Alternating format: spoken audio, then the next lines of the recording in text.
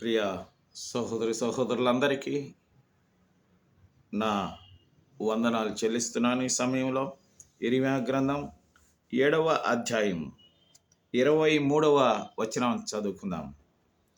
నా మాటలు మీరు అంగీకరించిన ఎడల నేను మీకు దేవుడునయ్యుందును, మీరు నాకు జనులయ్యుందురు అని వ్రాయబడి ఉంది. నా in English, but this command I gave them, obey my voice and I will be your God అని వ్రాయబడి ఉంది.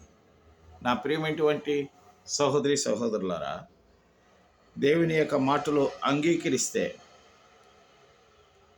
దేవుడు మనకు దేవుడై ఉంటాడు, మనము ఆయనకు జనులై ఉంటాము అని దేవుడు సెలవిస్తున్నాడు. దేవుడు తన వాక్యాన్ని దీవించునుగాక.